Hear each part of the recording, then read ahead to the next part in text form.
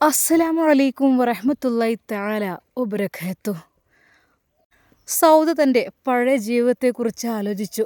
അത് അഹങ്കാരത്തിൻ്റെ വില പടച്ച റബ്ബ് എനിക്ക് കാണിച്ചു തരുന്നു. ഞങ്ങളുടെ ആ കൊച്ചു കുടിലിൽ അത് വളരെയധികം ദയനീയമായി കഴിഞ്ഞിരുന്ന ആ ഒരു അവസ്ഥയിൽ എന്തായിരുന്നു ഞങ്ങളുടെ വരുമാന മാർഗം? ഞങ്ങൾക്കെന്നും പല ദിവസങ്ങളിലും പട്ടിണിയായിരുന്നു. അതെ, പല നിമിഷങ്ങളിലും റജ്നത്തിയുടെ വീട്ടിൽ വീട്ടുജോലിക്ക് പോയിരുന്ന ആ ഒരു കാലം, ഉമ്മ പലയിടങ്ങളിലും വീട്ടുജോലിക്ക് പോയിരുന്ന ആ ഒരു കാലം, അതെല്ലാം മറന്നു. ശരിക്കും അഹങ്കാരം കൊണ്ട് തന്നെ. കുറച്ച് കഴിഞ്ഞ് എന്നെ കല്യാണം കഴിച്ച് നവാസ്ക കല്യാണം കഴിച്ച് ഗൾഫിലേക്ക് കൊണ്ടുപോയി. പണം കൂടുതൽ ഞങ്ങൾക്ക് ലഭിച്ചു. എന്നാൽ അതെല്ലാം മറന്ന് പടച്ച റബ്ബിനെ മറന്നു. എന്നാൽ ഈ ഒരു അവസ്ഥ, എൻ്റെ ഇന്നത്തെ അവസ്ഥ ആലോചിക്കുമ്പോൾ അതിലേറെ കഷ്ടം. റബ്ബേ, ഞാൻ അഹങ്കരിച്ചു, പടച്ച റബ്ബിനെ മറന്നു, അതുതന്നെ പറയാം. എന്നാൽ ഇത്രയും പെട്ടെന്ന് ഇത്ര വലിയ ശിക്ഷ കിട്ടും എന്നത് എനിക്കറിയില്ലായിരുന്നു. അതെ, ആ കൊച്ചുകുടിൽ, അതിലായിരുന്നു ഞങ്ങളുടെ താമസം. ആകെ ഒരൊറ്റമുറി, അതിൽ ഞങ്ങളെല്ലാവരും കൂടെ കിടക്കും. അപ്പുറത്തായിട്ട് ചെറിയൊരു ചായ്പ്. പഠിച്ചവനെ, അതൊക്കെ ആലോചിക്കുമ്പോൾ എങ്കിലും സമാധാനം ഉണ്ടായിരുന്നു. എന്നാൽ ഉമ്മാക്ക് അത്ര അഹങ്കാരം ഒന്നുമില്ലായിരുന്നു. പക്ഷേ ഇപ്പോഴിതാ എൻ്റെ ഉമ്മാക്കും വളരെയധികം അഹങ്കാരം കൂടിക്കൂടി എന്തൊക്കെയോ കാട്ടി തീർക്കുകയാണ്. വലിയ വീടും കാറും ഒക്കെ ആയപ്പോൾ ഉമ്മാൻ്റെ സ്വഭാവം ആകെപ്പാടെ മാറി.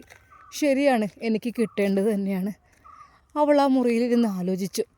അവൾക്ക് എങ്ങനെയെങ്കിലും ആ കൊച്ചുകുടിലിൻ്റെ മുറ്റത്തേക്കൊന്ന് പോകണമെന്ന് തോന്നിപ്പോയി. അവൾ നേരെ പുറത്തേക്കിറങ്ങി. എങ്ങോട്ടാ സൗദ? നമ്മളെ പഴയ വീടിൻ്റെ അവിടേക്ക് എന്തിനാ പോണത്? ആ, എന്നാൽ പിന്നെ അനക്കതാ നല്ലത്. പറഞ്ഞത് കേൾക്കാത്തവർക്കൊക്കെ ആ വീടാ നല്ലത്. അല്ലെങ്കിലും അനക്ക് അവിടെ കഴിയാണ് നല്ലത്. ഈ വലിയ വീട്ടിലൊന്നും അന്നെ കയറ്റാൻ പറ്റില്ല. അൻ്റെ സ്വഭാവം ശരിയല്ല. ആ ഉമ്മയുടെ വാക്കുകൾ കേട്ടപ്പോൾ നെഞ്ചൊന്ന് പിടച്ചു. അത് നവാസ്ക ഉണ്ടാക്കിയ വീടാണ്. അത് കാര്യങ്ങളൊക്കെ അറിയാം. പക്ഷേ സമാധാനമില്ല. വൈകാതെ തന്നെ അത് ഉറപ്പായിട്ടും സത്താർ തട്ടിയെടുക്കുന്നുള്ള കാര്യത്തിൽ അത് ഉമ്മക്കറിയില്ല. കാരണം സത്താർ സോപ്പിട്ട് കൂടി അതൊക്കെ കൈക്കലാക്കാനുള്ള പ്ലാനായിരിക്കും. ഉമ്മയെ നല്ല രീതിയിൽ സ്നേഹിക്കുക, പുന്നാര മരുമകനെ പോലെയാണ് ഇപ്പോൾ. പഠിച്ചോനെ, എന്തൊക്കെയായിത്തീരും എനിക്കറിയില്ല. എന്നാൽ എനിക്ക് എന്താടി നീ ആലോചിക്കണത്? അതേ, അനക്കുള്ള വീടാണ്. അവിടെ പോയോണ്ടിരുന്നോ. എൻ്റെ ബാപ്പാൻ്റെ മുതലുണ്ടല്ലോ അവിടെ. ഇതൊരിക്കലും അനക്ക് തരൂല. അത് വിട്ടിച്ച് കരുതണ്ട. ഇജെന്താ പറഞ്ഞ നവാസ് നയിച്ചുണ്ടാക്കിയതാണോ? അയ്യടി, ഇതേ എൻ്റെ പേരിലുള്ള വീടാണ്. എൻ്റെ തന്തൻ്റെ വീടതാ ആ കൊച്ചു കുടില. ഇക്കാണ്ട് കയറിപ്പോയിക്കോ അനക്ക് അത്ര പൂതിണ്ടെന്നുണ്ടെങ്കിൽ. ഉമ്മ, അവൾ കണ്ണീരോടെ ഉമ്മയെ വിളിച്ചു. എന്താടി? അതെ, ഈ വീട്ടിൽ നിൽക്കണമെങ്കിൽ മാനമര്യാദയിൽ നിൽക്കണം, ഞാൻ പറഞ്ഞനുസരിച്ച്. അല്ലെങ്കിൽ എൻ്റെ തന്തൻ്റെ മുതൽക്കാണ് കയറിപ്പോയിക്കോ. അതവിടെ ഇടിഞ്ഞ് പൊളിഞ്ഞ് വീഴാനായൊരു വീട്. എന്നാൽ അവൾക്ക് തോന്നി, ബാപ്പയുണ്ടാക്കിയ വീടാണെങ്കിലും അതിൽ സമാധാനമുണ്ട്. ഇതിപ്പോൾ പേരിൽ ഉമ്മാൻ്റെ പേരിലായിപ്പോയി വീട്.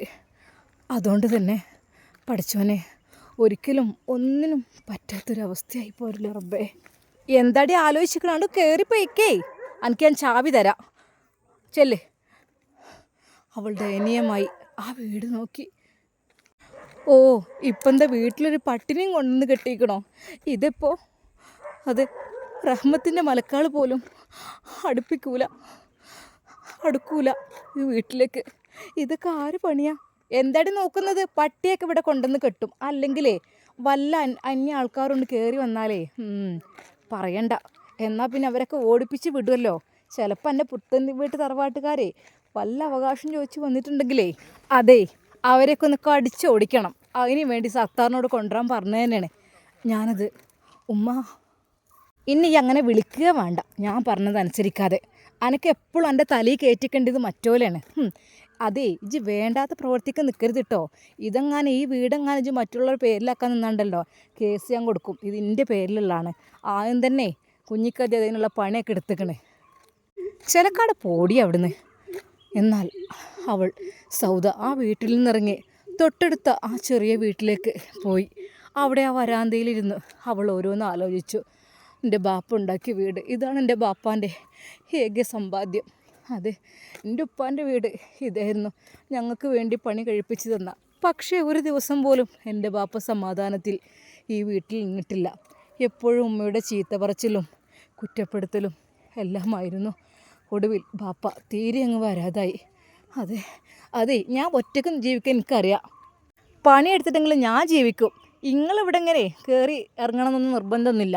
എവിടെ പോലും എനിക്കൊരു കുഴപ്പമില്ല. നിങ്ങൾ പോവ് വരെ എന്താ വെച്ചാൽ ചെയ്തോളി.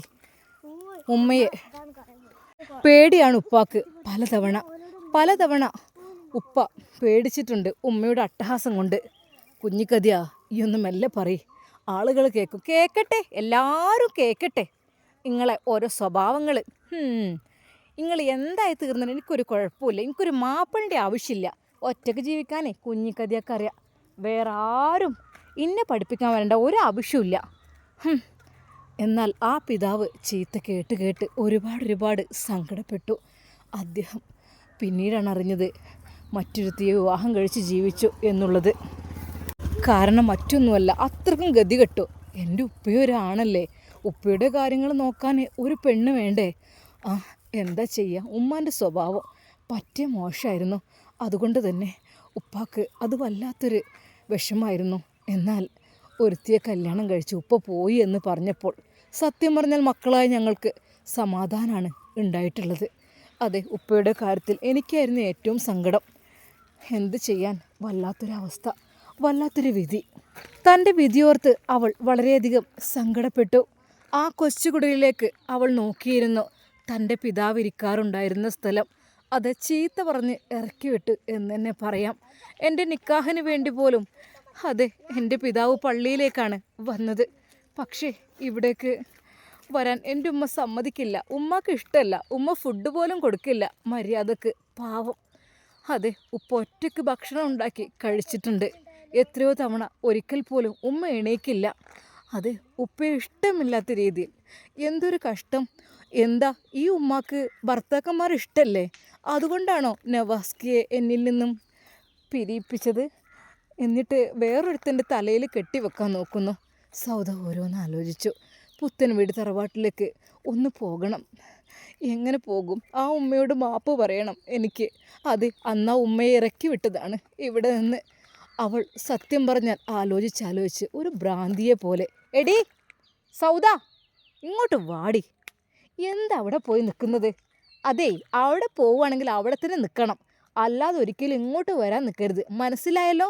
എന്താ, അനക്കവിടെ പാർക്കാം പൂതി ഉണ്ടെങ്കിൽ എൻ്റെ തന്ത ഉണ്ടാക്കിയ വീട്ടിൽ തന്നെ നീ പാർത്തോ, അല്ലാതെ ഇങ്ങോട്ട് കയറി വരാൻ നിൽക്കണ്ട, മനസ്സിലായല്ലോ? എന്നാൽ അത് കേട്ടുകൊണ്ട് ഹസീന, എന്താ ഉമ്മ? അതേ, ഓളത് അവിടെ പോയിരിക്കണ ഭ്രാന്തത്തി പെണ്ണ്. എന്തിൻ്റെ കേടാ പിരാന്തത്തി? വല്ലാത്തൊരു കഷ്ടം തന്നെയാണല്ലോ ഓളെ കാര്യം.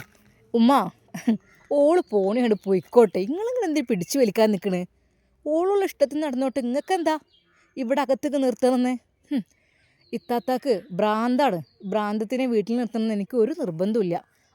പിന്നെ ഉമ്മ, ഞാൻ ഒരു കാര്യം പറയാട്ടോ. എൻ്റെ കല്യാണക്കാരൊക്കെ വരുമ്പോഴേ ഈ ഭ്രാന്തത്തി ഇവിടെ ഉണ്ടെന്ന് പറഞ്ഞാലും കെട്ടിച്ച് തീർത്ത ഒരാൾ ഇവിടെ ഉണ്ടെന്ന് പറഞ്ഞാലും എൻ്റെ കല്യാണം മുടങ്ങലായിരിക്കും. നിങ്ങൾ വേണ്ടാത്ത പണിക്ക് നിൽക്കണ്ട. അവൾ പോണാണ്ട് പോയിക്കോട്ടെ. എവിടേക്കടി? എവിടേക്ക് പോണ്? അല്ല, എങ്ങോട്ടെങ്കിലും പോയിക്കോട്ടെ. നിങ്ങൾക്ക് ഇപ്പം എന്താ അതിൻ്റെ കേട്? എന്നാൽ ഇനിയിപ്പോൾ ആ വീട്ടിൽ നിൽക്കണേ അവിടെ നിന്നോട്ടെ. നിങ്ങൾ അവിടുന്ന് പിടിച്ച് വലിച്ച് കൊണ്ടുവരണ്ട. പക്ഷേ ഇനി എന്നെ കാണാനൊക്കെ വരുമ്പോഴേ അവിടെ കാണുമ്പോൾ ഒരിക്കലും പറയരുത് ജ്യേഷ്ഠത്തിയാന്ന്, അതവിടെ പണിക്കുള്ള പെണ്ണാന്ന് പറഞ്ഞാൽ മതി. ഇത്രയും നല്ല വലിയൊരു വീട്ടിലേക്ക് എന്നെ നല്ല ചെക്കന്മാരൊക്കെ പെണ്ണ് കാണാൻ വരുമ്പോഴേ ഒരിക്കൽ പോലും നിങ്ങൾ എന്നെ നാണം കെടുത്തരുത്, മനസ്സിലായല്ലോ? ഹസീന, എനിക്കും കുറച്ച് കൂടുന്നുണ്ടോ? കൂടല്ല, ഞാൻ ഉള്ള കാര്യമാണ് പറഞ്ഞത്. അതെ, എനിക്ക് കുറച്ച് നല്ല ജോലിക്കാരൊക്കെ വേണം. അല്ലാതെ എങ്ങനത്തോലെങ്കിലൊന്നും എനിക്ക് പറ്റൂല. ഗൾഫുകാരൊന്നും എനിക്ക് വേണ്ടെന്നെ. ഒന്നെങ്കിൽ വലിയ ബിസിനസ്സുകാർ, ഡോക്ടർമാർ, വക്കീലന്മാർ, അങ്ങനെ ഞാൻ ആദ്യം തന്നെ പറഞ്ഞിട്ടുണ്ടല്ലോ. ഇനിയിപ്പോൾ അവരൊക്കെ കല്യാണം അന്വേഷിച്ചൊക്കെ വരുമ്പോഴേ ഈ താത്താനെ കാണും വേണ്ട. താത്ത അവിടെ കഴിഞ്ഞോട്ടെ, ഉമ്മാക്ക് എന്തിൻ്റെ കേടാ? അവിടെ നിന്നോട്ടെ. എന്നാൽ സൗദ ഓരോന്ന് ആലോചിച്ചു.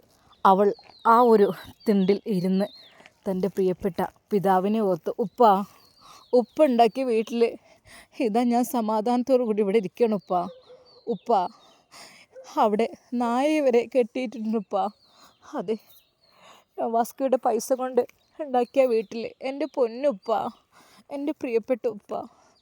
അതെ, അങ്ങ് എവിടെയാണെങ്കിലും അങ്ങയുടെ അടുത്തേക്കെങ്കിലും ഞാൻ വരട്ടെ. അതെ, ഞാൻ ഈ പുത്തൻ വീട് തറവാട്ടിലേക്ക് പോകുന്നത് വളരെയധികം മോശമാണുപ്പ. കാരണം ഞാനായിട്ട് അവിടെ നിന്ന് ഇറങ്ങി വന്നാണ് ഉമ്മാൻ്റെ കൂടെ അഹങ്കാരത്തോടെ. പക്ഷെ നവാസ്ക കൊണ്ടുവരാൻ വരുന്ന രീതിയിലാണ് വന്നു ഉപ്പ. പക്ഷെ ഒന്നും ഇല്ലാതായിപ്പോൾ എനിക്ക്. അത് മാത്രമല്ല ഉപ്പ, എന്താന്ന് വെച്ചാൽ ആയിഷമ്മയും ഷമ്മാസും വന്നപ്പോൾ അവർ തിരിച്ച് ചീത്ത പറഞ്ഞയച്ചു ഉമ്മ. ഞാൻ എന്താ ചെയ്യുമപ്പാ? എനിക്ക് കുഞ്ഞും നഷ്ടപ്പെട്ടു. ഞാനിപ്പോൾ ആകപ്പാട് അനാഥമാണിപ്പാ. ഞാൻ എന്താ ചെയ്യുക? എനിക്ക് അറിയുന്നില്ലപ്പാ ഞാൻ എന്താ ചെയ്യുക എന്നുള്ളത്. എനിക്ക് വല്ലാത്ത ബുദ്ധിമുട്ടാണിപ്പാ. ഞാൻ എന്താപ്പാ ചെയ്യുക? അവൾ ആ വീടിൻ്റെ തിണ്ണയിലിരുന്ന് കൊണ്ട് ഒരുപാട് ആലോചിച്ചു.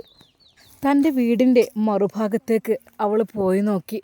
അതെ, ആ അടുപ്പിൽ കഞ്ഞിയും കൂട്ടാനും വെച്ച് ഞങ്ങൾ എത്രയോ പട്ടിണി മാറ്റിയിരുന്നു. അതൊന്നും ഉമ്മ ഓർക്കുന്നില്ല ഇപ്പോൾ.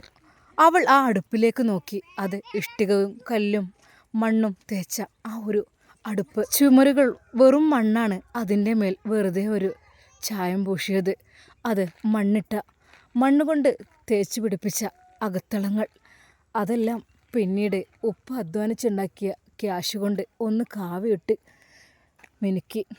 അത്രയധികം ദാരിദ്ര്യത്തിൻ്റെ പടുകുഴിയിലായിരുന്നു സൗദിയും കുടുംബവും ജീവിച്ചിരുന്നത്. എന്നാൽ ആ വീട്ടിലേക്ക് നോക്കിയപ്പോൾ അവൾക്ക് സങ്കടം തോന്നി. തൻ്റെ പ്രിയപ്പെട്ട ഉപ്പ അധ്വാനിച്ചുണ്ടാക്കിയ ആ ഒരു വീട്, അതെല്ലാം ഇട്ടെറിഞ്ഞ് ഇപ്പോൾ ഉമ്മ വലിയൊരു കൊട്ടാരത്തിലേക്ക് മാറിയപ്പോൾ ശരിക്കും അഹങ്കാരം കൂടിയെന്ന് തന്നെ പറയാം. ഉമ്മയെ മാത്രം പറയണ്ട, എന്നെയും. എൻ്റെ അനിയത്തി ഹസീനക്കാണെങ്കിൽ ഇപ്പോൾ അവൾ നിലത്തല്ല നിൽക്കുന്നത്. അവളേതോ വലിയ കൊട്ടാരത്തിലെ രാജകുമാരിയെ പോലെയാണ് അവളിപ്പോൾ കഴിയുന്നത്. അവൾക്കൊന്നും പാടില്ല. എല്ലായ്പ്പോഴും അവൾക്കൊരു ശല്യമായിരിക്കുകയാണ്. ഞാൻ എങ്ങനെയെങ്കിലും അവിടെ നിന്ന് ഒഴിഞ്ഞു പോയിരുന്നെങ്കിൽ എന്ന് വിചാരിക്കുകയാണ് അവൾ. എൻ്റെ റബ്ബേ, പഠിച്ചവനെ നീ കാക്ക്. ഉമ്മ, അവൾ അവിടെ നിൽക്കട്ടെ. അഹങ്കാരനോൾക്ക് എന്താന്നില്ലേ? അങ്ങനെ പാടുണ്ടോ? അതേ, പിന്നെ ബാപ്പാൻ്റെ കൂടെ പോയും ചെയ്തോട്ടെ. നിങ്ങളെന്തിനാ അവൾ പിന്നാലങ്ങ് നടക്കുന്നത്? അതെ, ഇവിടെ ഞാൻ പറഞ്ഞിട്ടില്ലല്ലോ, എൻ്റെ ഫ്രണ്ട്സുകളൊക്കെ ഇനി ഇങ്ങോട്ട് വരും. പിന്നെ സത്താർ ഖാനെ നിങ്ങളിനി കൂടുതലായിട്ട് അവളെ കൊണ്ട് ഇങ്ങനെ കെട്ടിക്കോ എന്ന് പറഞ്ഞ് നിർബന്ധിപ്പിക്കണ്ട. എന്ത് കാര്യത്തിന്? സത്താർ ഖാക്ക് അവളെ ഇഷ്ടമാണെങ്കിലും തിരിച്ചിഷ്ടമല്ല. എന്തിനാ നിങ്ങൾ വെറുതെ?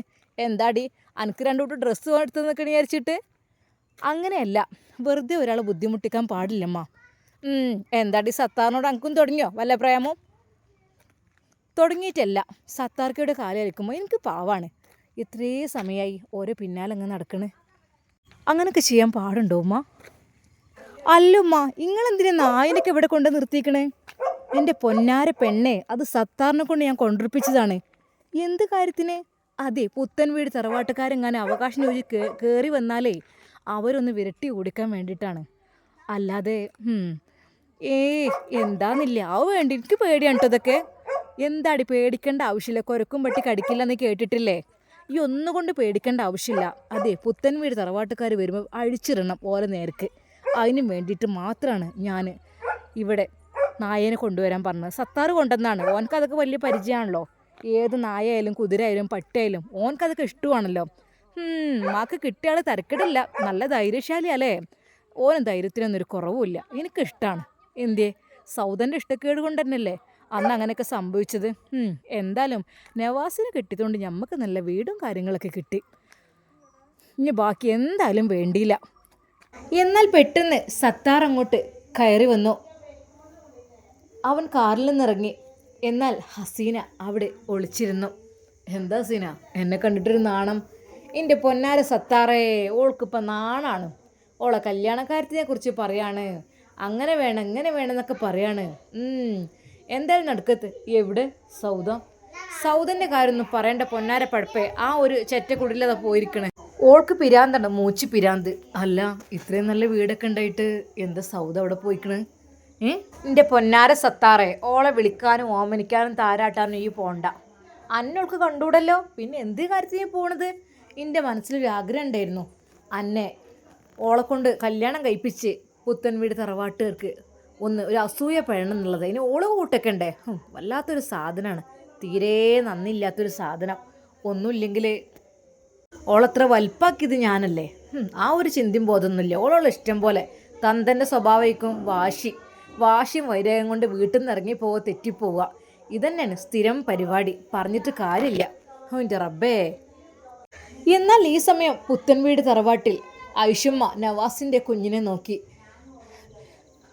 അവൻ്റെ മുഖത്തേക്ക് നോക്കിയപ്പോൾ അതെ, എൻ്റെ നവാസിൻ്റെ മുഖത്തേക്ക് നോക്കണ പോലെ തന്നെ തോന്നണം. ഓൻ്റെ എടുത്ത് വെച്ചേക്കണ്. അല്ലാ പഠിച്ചോനെ, എന്താ ഈ കുട്ടീൻ്റെ സ്ഥിതി? ഉമ്മയും ബാപ്പില്ലാത്ത കുട്ടി.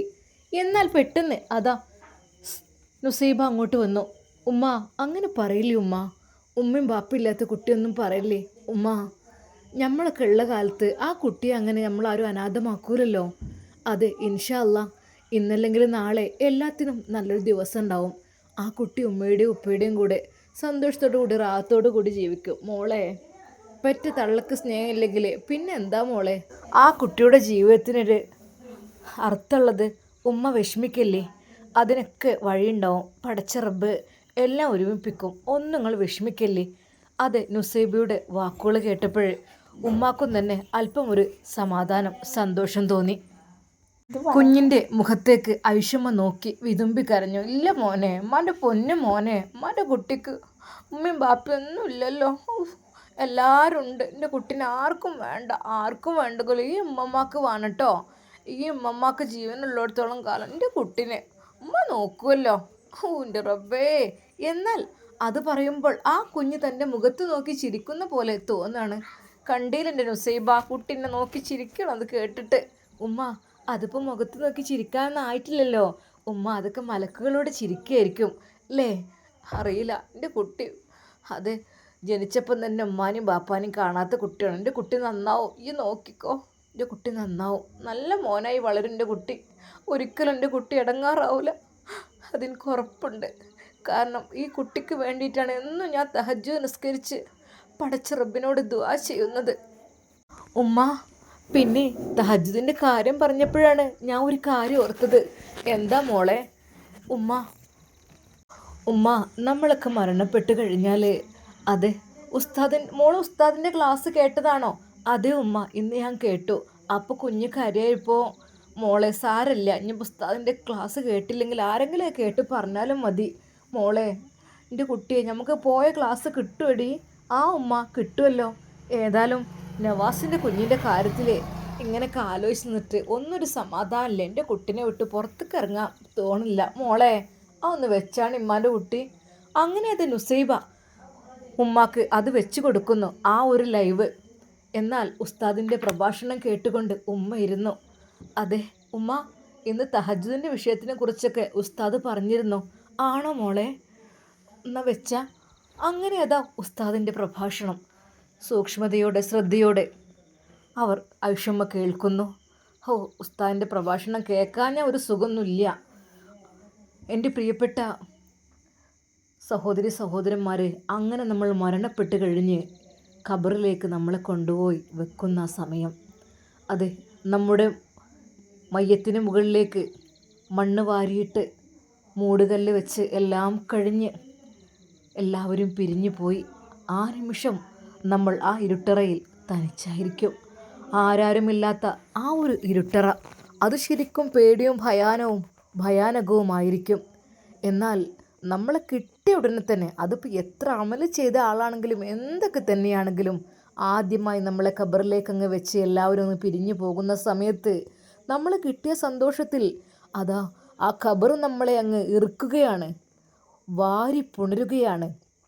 അതായത് ഖബറിൻ്റെ 2 ചുമരുകളും നമ്മുടെ വാരിയല്ലുകൾ വരെ കോർക്കുന്ന രീതിയിൽ അങ്ങോട്ട് ഇറുക്കുകയാണ്. ആ ഒരു ഇറുക്കുന്ന ശബ്ദം, നമ്മുടെ വാരിയല്ലുകൾ കൂട്ടിപ്പൊട്ടുന്ന ആ ഒരു ശബ്ദം പുറത്ത് കന്നുകാലികൾക്ക് വരെ കേൾക്കാമത്രേ, മനുഷ്യർക്ക് കേൾക്കാൻ കഴിയില്ല. അങ്ങനെയാണത്രേ. എന്നാൽ അത് കഴിഞ്ഞാൽ നമ്മൾ ആ ഖബറിൽ ഇങ്ങനെ കിടക്കുന്ന സമയത്ത് വളരെയധികം ഇരുട്ടായിരിക്കും. ആ ഒരു ഇരുട്ട് എന്ന് വെച്ചാൽ അത്യധികം, അതുവരേക്കും വലിയ കൊട്ടാരത്തിൽ വലിയ രീതിയിൽ നല്ല സുഖസുന്ദരമായി ജീവിച്ചവരായിരിക്കും. പക്ഷേ എന്ത് ചെയ്യാൻ? എല്ലാവർക്കും അവിടെ ഇരുട്ടായിരിക്കും. പ്രകാശത്തിൻ്റെ ഒരു കണിക എങ്ങാനും കണ്ടിരുന്നെങ്കിൽ എന്ന് വിചാരിക്കും. എല്ലാവരും പോയി കൂരിരുട്ട് ഖബറിൻ്റെ ഭയാനകമായ നിമിഷങ്ങളിലേക്ക് പ്രവേശിക്കുന്ന സമയം. പഠിച്ചോനെ, എന്ത് ചെയ്യും? എന്നാൽ അല്പസമയം കഴിയുമ്പോൾ അതാ ആ ഖബറിലേക്ക് ചെറുതായിട്ടൊരു വെളിച്ചങ്ങനെ കടന്നു വരികയാണ്. അതെ, അത്രക്കും കൂരിരുളിലേക്ക് ഒരു വെളിച്ചങ്ങനെ കടന്ന് വരികയാണ്. അത് കൂടുതൽ കൂടുതൽ പ്രകാശമുള്ളതായി തോന്നുകയാണ്. എന്നാൽ അല്പസമയം കഴിഞ്ഞപ്പോൾ അതൊരു മനുഷ്യരൂപത്തിൽ വരികയാണ്. വളരെയധികം മനോഹരമായ പുഞ്ചിരിയോടുകൂടെ ആ ഒരു മനുഷ്യരൂപത്തിൽ വരുന്ന ആ ഒരു രംഗം കാണുകയാണ്. പക്ഷെ ഭയപ്പെടുന്നില്ല, ഭയമില്ല, സന്തോഷമാണ്. നമ്മുടെ സ്വന്തം ആളുകളെ നമ്മൾ കാണുമ്പോൾ എത്രമാത്രം ഒരു അപരിചിതമായ സ്ഥലത്ത് വെച്ച് നമ്മുടെ സ്വന്തം ആളുകളെ കാണുമ്പോൾ നമുക്ക് എത്ര സന്തോഷം ഉണ്ടാവും. അതുപോലെയാണ് കാണുന്നത്. എന്നാൽ ആ സമയത്ത് ആ ഒരു മനുഷ്യനെ കാണുമ്പോൾ വല്ലാത്ത സന്തോഷം തോന്നുകയാണ്. നിങ്ങൾ ആരാണ്? ഖബറാളി ചോദിക്കുകയാണ്. നിങ്ങൾ ആരാണ് പറയൂ. അത് തൻ്റെ മുമ്പിലേക്ക് പുഞ്ചിരിച്ചു കൊണ്ടുവരുന്ന ആ ഒരു മനുഷ്യനെ കാണുമ്പോൾ സമാധാനം തോന്നിയിട്ട് ചോദിക്കുകയാണ്, നിങ്ങൾ ആരാണ്? എന്നെ മനസ്സിലായില്ലേ? ഞാൻ ഒരിക്കലും മലക്കല്ല. പിന്നെ ആരാണ് നിങ്ങൾ? അതെ, ഞാൻ ആരാരുമില്ലാത്ത സമയത്ത് എല്ലാവരും കൂരിരുട്ടിൽ വളരെയധികം സുഖമായി തണുപ്പിൻ്റെ സുഖത്തിൽ അലിഞ്ഞു ചേർന്ന് കിടന്നുറങ്ങിയിരുന്ന ആ ഒരു സമയത്ത്, അതെ, തണുത്ത വെള്ളം കൊണ്ട് മുഖം കഴുകി ഉളൂഹ് ചെയ്ത് എന്നെ നിങ്ങളുടെ കൂടെ നിങ്ങൾ ചേർത്തുമായിരുന്നു. മനസ്സിലായില്ല എനിക്ക് ആരാണെന്ന്. അതെ, ആ പാതിരാത്രിയിൽ എന്നെ നിങ്ങൾ കൂട്ടുപിടിച്ചിരുന്നു. വീണ്ടും അദ്ദേഹം സംശയത്തോടു കൂടി ചോദിക്കും, ആരാണ് നിങ്ങൾ? ഞാനാണ് തഹജ്ജുദ് നിസ്കാരം. അതെ, അങ്ങ് നിസ്കരിച്ച ആ ഒരു നിസ്കാരം, അതാണ് ആ ഒരു നിസ്കാരമാണ് ഈ ഒരു പ്രകാശം. ഒരു നിമിഷം അദ്ദേഹം പടച്ച റബ്ബിനെ സ്തുതിക്കും, അല്ലാഹ്, അൽഹംദുലില്ലാ. അതെ, ആ ഒരു പാതിരാത്രിയിൽ എല്ലാവരും കൂടെ സുഖമായി കിടന്നുറങ്ങുന്ന സമയത്ത് എത്ര തണുപ്പായാലും അതെല്ലാം ഒഴിവാക്കി എഴുന്നേറ്റ് തണുത്ത വെള്ളത്തിൽ ഉളൂഹ് ചെയ്ത് നിസ്കരിച്ച് ആ ഒരു തഹജ്ജുദ് നിസ്കാരം, ഞാൻ നിങ്ങളുടെ കൂട്ടുകാരനാണ്. അത് പറഞ്ഞപ്പോൾ അതാ പ്രകാശം കൂടുതലായിട്ട് വിശാലമായി അവിടെ പരന്നൊഴുകുകയാണ്. അതുവഴി നേരെ സ്വർഗത്തിലേക്കുള്ള ഒരു വഴി അങ്ങനെ അത് തെളിഞ്ഞു കാണുകയാണ്. മനോഹരമായ പ്രകാശമേറിയ വഴി. ശരിക്കും അദ്ദേഹം അത്ഭുതപ്പെടുകയാണ്. മാഷാ അല്ലാ, ഞാൻ നിസ്കരിച്ച തഹജ്ജുദ് അതാണോ ഇത്? റബ്ബേ, വല്ലാത്തൊരു അത്ഭുതം തന്നെ. അതെ സഹോദരൻ, നിങ്ങൾ വിഷമിക്കണ്ട, നിങ്ങളുടെ കാര്യങ്ങളെല്ലാം ഞാൻ ഏറ്റെടുത്തിരിക്കുന്നു. എന്നാൽ മുൻകർ നക്കീർ വരികയാണ്. ക്വസ്റ്റ്യൻ ചോദിക്കാൻ വേണ്ടിയിട്ട് ചോദ്യം ചോദിക്കുവാൻ വേണ്ടിയിട്ട് വരുന്ന സമയത്ത് അദ്ദേഹത്തിനെ സഹായിക്കുകയാണ്. അതെ, ആ മനുഷ്യൻ എല്ലാത്തിനും ഈസിയായി ഉത്തരം പറയാൻ കഴിയുകയാണ്. വളരെയധികം സന്തോഷിക്കുകയാണ്. അന്ന് മുതൽ അദ്ദേഹത്തിൻ്റെ നല്ല നിമിഷങ്ങൾ വന്നു തുടങ്ങി.